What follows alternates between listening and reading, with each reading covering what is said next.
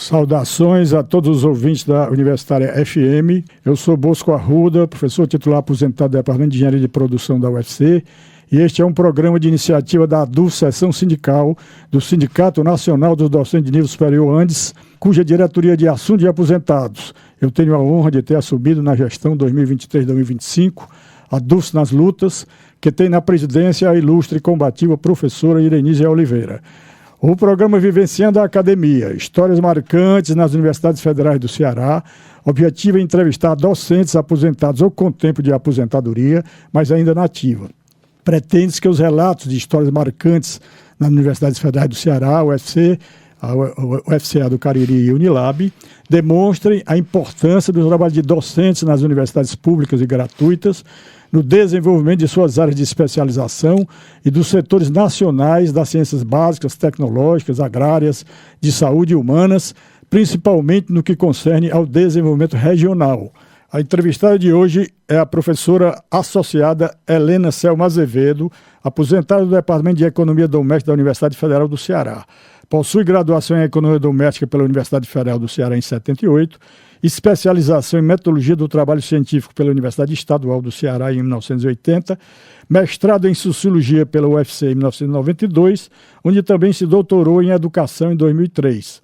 Foi vice-coordenadora do curso de Gestão de Políticas Públicas da Universidade Federal do Ceará e representante da UFC no Conselho de Segurança Alimentar e Nutricional do Ceará, CONSEA.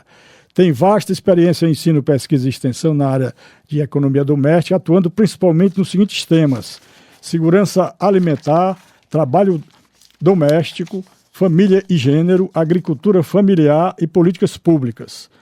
Boa noite, professora Helena. Obrigado pela participação neste programa. Gostaria de iniciar esta entrevista bate-papo com a seguinte pergunta: onde nasceu e estudou até a tua formação pré-universitária?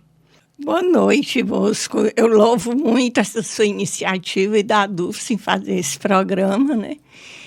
Muita gente não conhece quem já passou e quem se aposentou, então é um momento também de conhecer amigos, colegas e o público de maneira geral, conhecer outras pessoas, né? Eu nasci em Tianguá, 1953, e tem um episódio até que algumas pessoas se admiram. Com 8 anos eu fui interna no colégio de freira das Irmãs Salesianas em Aracati, porque meu pai fazia política, participava muito de política no interior, e minha mãe achava que ninguém deveria, não tinha comitê eleitoral naquele tempo, né?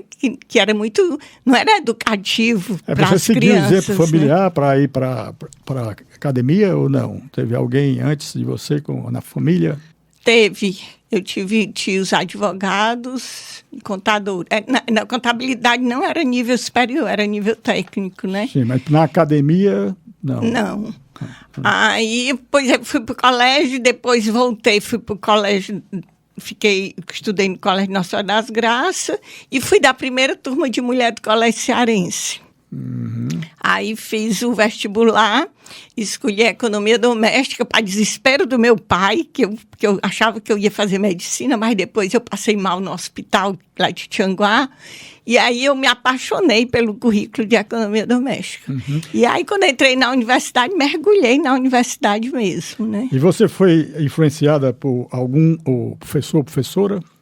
Sim, eu tinha uma professora assim, a Tânia Barbosa Cabral de Araújo, que faleceu recentemente. Ela era minha professora predileta, né? Ela tinha uma visão política muito ampla, inclusive na época. Até entrar no sindicato, tudo isso, além da academia, foi muito através dela. Muito bem. E então, como avalias tua contribuição e de tua equipe ao desenvolvimento acadêmico nos campos da pesquisa, ensino e extensão? A gente sempre trabalha na universidade em equipe, não é isso? Né? Normalmente ninguém trabalha isolado. Tem os alunos orientados, tem os colegas, né, do campo de pesquisa e tal. Como é que você avalia, então, o impacto dos teus trabalhos, o trabalho que desenvolveste na UFC, e para o conhecimento público sobre a alimentação saudável e a segurança alimentar? Na realidade, eu tinha 3 linhas de atuação, né? Isso aí, de certa maneira, me exauria um pouco. Primeiro, a questão do trabalho doméstico.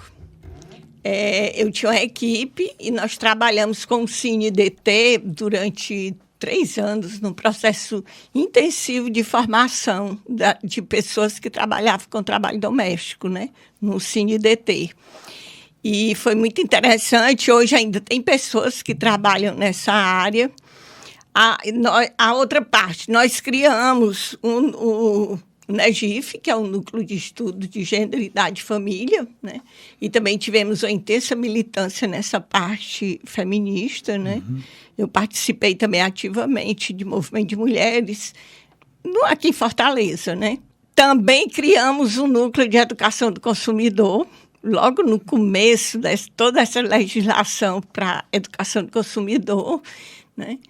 E, bem, depois eu comecei... Sim, aí interessante, falando em programa, como é que eu diria? A minha participação, tanto política como acadêmica, na segurança alimentar, começou quando a Elzinha me convidou, Elza Franco Braga. Ela me convidou para a gente criar um comitê da cidadania na ADUFES, né? E aí, que era exatamente naquele movimento todo do Betinho contra a fome, né? Uhum. Nós criamos um comitê e arrecadamos alimento e começamos a participar de discussão e pronto. Daí em diante, eu continuei, a gente começou a participar do movimento nacional. Por coincidência, sabe que o Frei Beto esteve aqui Eu sei, foi ontem, mas ontem eu estava de plantão, cuidando de uma amiga minha. Aí eu também não pude, eu tive um problema de força maior.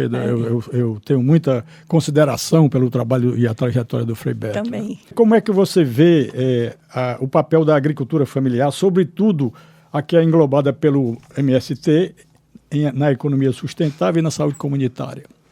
De fundamental importância. Aliás, a minha dissertação de mestrado foi com áreas de assentamento, né? Estudei 3 áreas de assentamento e vendo que se criava uma nova identidade, né? Eu estudei, inclusive, um dos assentamentos que foi a primeira ocupação do MST aqui no Ceará.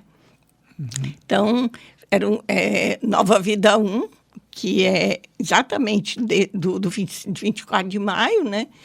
E também estudei Guriú, do assentamento Guriú, que é mais... Né? E em Santana, que é em Monsenhor Tabosa. São 3 assentamentos com características diferentes, mas a partir daí eu acompanhei muito a trajetória do MST, me considero de amigos e apoiadores do MST, né? E é fundamental para a questão da soberania alimentar e da segurança alimentar e nutricional, a agricultura familiar. Porque a agricultura familiar, ela produz mais de 70% dos alimentos. Com certeza. E a variedade de alimentos, o corpo humano, ele não se sustentaria só com esses pequenos leques de alimentos produzidos pelo agronegócio, né? Desculpe, professora, deixa eu só colocar uma coisa que eu acho que reforça essa nossa conversa, que tanto os políticos de direita como os latifundiários, eles costumam criminalizar o trabalho do MST, né, que é do Movimento dos Sem Terras, quando eles são um exemplo mundial, né, porque vários países fizeram a reforma agrária até no século XVIII, XIX, começo do XIX, e o Brasil até hoje não fez a reforma agrária.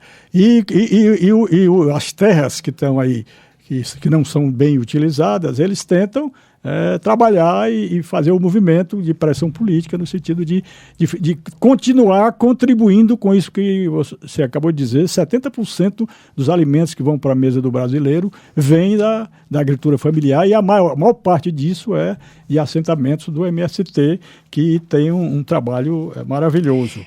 A gente também vê que, como nós vivemos num país capitalista e o sistema de informação ele é todo dominado pela turma da grana, né, do capital, dado o fenômeno odierno de desinformações e negacionismo da ciência, impulsionado pelos partidos políticos de extrema direita e em consonância com os interesses das grandes corporações transnacionais envolvidas com a produção e comércio de alimentos e medicamentos, quais sugestões darias aos ouvintes para que tenham uma vida saudável e longeva? Bem, queria só retomar um pouquinho a história do MST, né? Que eu acho assim, um movimento muito organizado, muito bravo, né? E tem muita mentira sobre MST. Eu acho que a extrema-direita fabricou muita mentira. Eu, inclusive, em muitos casos, ainda continuo desmentindo. Tem até professores da UFC que às vezes comentam comigo, eu digo, não, isso é mentira. Aliás, o MST até é muito legalista, porque eles cumprem todas as regras que são necessárias na hora de desapropriar uma terra pelo INCRA, né? Eles seguem o que é determinado. A última pergunta sua, né, da necessidade de o que é importante para a pessoa... Para uma vida saudável. Para uma vida saudável. Em termos de alimentação. Bem, a primeira coisa é variedade, né? Você ter um leque de variedades. Hoje a gente tem à disposição, assim como a gente tem muitos sites de busca, né? Só é você entrar e ver que tem como é que eu diria, uma pirâmide, sugestões de pirâmide de alimentos. O que é que você deve comer mais, o que é que você deve comer menos, está na pirâmide. Na pirâmide foi incluído água, que antigamente água não era considerada alimento e hoje é, né? Então, é importante uma boa hidratação, as pessoas beberem. Tem também as proporções de acordo com a idade e o peso corporal e a atividade física. E comerem frutas, verduras, né, leguminosas, orgânicas, de preferência sem veneno, que ainda é uma luta muito grande. É grande, né? E caro, né? A gente vai no supermercado, os alimentos orgânicos são bem mais caros, né? Mas existem as cooperativas. Né? Hoje, inclusive, por exemplo, hoje à tarde, vou até fazer uma propaganda, hoje à tarde no Cetra, que é na rua Capitão Gustavo, tem uma feira de agricultura familiar, né? Muito e bem. as feiras de agricultura... Qual é o bairro? Não é Joaquim Távora, não, é São João do Tauape. São João do Tauape. É bem pertinho da igreja de São João do Tauape. Né? É aquele coisa do Frei... Do Cetra, não é do Frei Humberto. Não.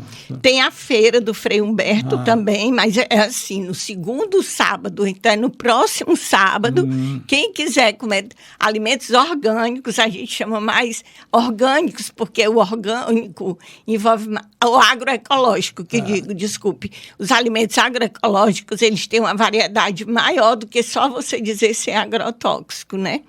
Porque é importante que quando você escolhe os alimentos, escolha pelas questões nutricionais, mas também que você escolha livre de agrotóxico, livre de outros contaminantes e livre de exploração do trabalho humano, que é outra parte interessante. Isso, muito então, bem. quando você compra alimentos da agricultura familiar camponesa, tanto é agroecológico, quer dizer, é livre desses elementos que fazem mal à saúde, como é livre também da exploração do trabalho humano. A minha esposa sempre compra essa tua parte da agricultura orgânica da ADAL, que é uma cooperativa que traz lá da Serra Grande. E eles têm, inclusive, um mecanismo de quem compra poder ir investigar como é que está sendo feito, né? Para não, às vezes eles vendem, a turma diz aí que vende coisa, mas não é bem orgânico, né? E essas cooperativas são fundamentais para a saúde pública, né? Eu geralmente compro na primeira sexta-feira do mês, que é no Cetra, e no segundo sábado do mês, que é no Frei Humberto, que é das assentamento do MST. Muito bem. No caso de hoje, são agricultores e agricultoras que são acompanhados pelo Cetra. Então a gente está dando essas dicas para os ouvintes, né? De que já demos 3, mas são várias, né? Não queremos fazer propaganda de uma só. Queremos que aumente o número de fornecedores de agricultura orgânica confiável, né? E que possa fazer com que a gente tenha uma vida saudável e longeva com uma boa alimentação. Agora vamos passar para outro ponto aqui, que eu queria saber qual a importância e viabilidade você atribui à ênfase do atual governo Lula no que concerne a transferência de gastos estatais com a dívida pública e produção ou compra de armamentos, para o combate à fome e para a democratização da qualidade de vida dos povos do mundo? Primeiro, eu acho que desde o primeiro governo Lula teve um trabalho... aliás, foi quando eu participei mais do movimento de segurança alimentar, né? Foi em 2004. E o conjunto de programas que foram criados no governo Lula é sensacional, é magnífico, né? Então, essa proposta de você tirar dinheiro de armas, de guerras, para superar a pobreza e a fome do mundo, é tudo de bom. É o caminho da paz. Quando o pessoal fala em paz, quando se fala em paz, paz é isso. É você... Olha, quem passa fome, a coisa pior que tem...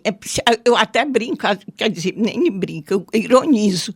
Se a classe média passasse fome, a fome se acabava. Uhum. Porque é terrível. Ela é a transmissora, né, para a classe mais pobre. Não, quando uma família passa fome, ela já perdeu tudo. O último estágio que ela está é passar fome, né? E tem a fome invisível, né? Eu acho, essa que você está falando, eu acho que o Brasil, a gente teve 3 grandes momentos em relação à soberania e à segurança alimentar. Um foi com José de Castro, né, que é fantástico quando você estuda o José de Castro, ele escreveu Geografia da Fome. Com certeza. E que o CONSEA, depois, as políticas de segurança alimentar incorporaram. Depois foi o movimento do Betinho, né, do Herbert, que era exatamente... às vezes as pessoas falam, mas não sabem. A ditadura militar quando saiu, deixou uma fome enorme no país. Uhum.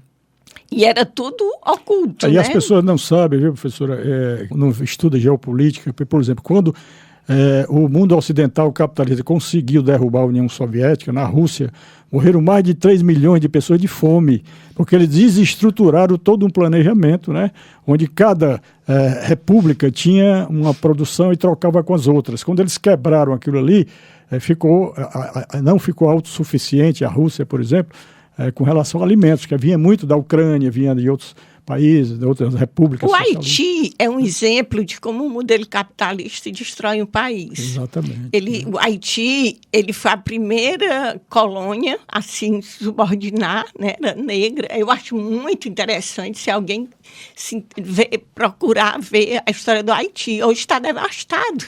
Uhum. Eles tinham uma produção enorme de arroz, tinham uma qualidade de vida, mas eles eram um exemplo que não interessava ao modelo capitalista, né? Com certeza. Então, eu acho que essa busca, e eu acho que o presidente Lula, ele tem trazido isso no histórico dele, só busca que tem um detalhe. Por exemplo, quando a gente fala do mapa da fome, né? O Brasil saiu do mapa da fome em 2014, com um conjunto enorme, eram 18 programas conjuntos trabalhando, né? Só que, vamos comparar, você está aí bonzinho de saúde, alguém lhe bate e quebra seus braços, por exemplo. Você vai levar muito tempo para recuperar a sua saúde. É a mesma coisa com as políticas públicas. Você vem num caminho... Está tudo andando, aí de repente alguém chega, como aconteceu com o Bolsonaro, destrói tudo que é política pública, torna o CONSEA inativo, né?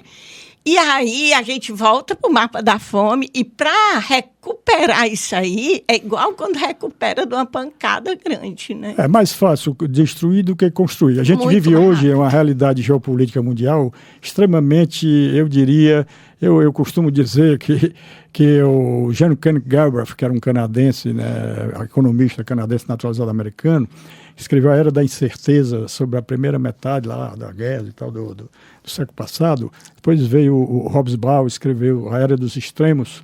Eu disse, brincando, eu vou escrever a Era do Desarranjo Mental, porque parece que o que nós estamos vendo hoje no mundo, do ponto de vista geopolítico, é uma coisa absurda, é o massacre, o genocídio em Gaza, o Israel criando aquele problema todo ali para incendiar e até levar a uma terceira guerra mundial.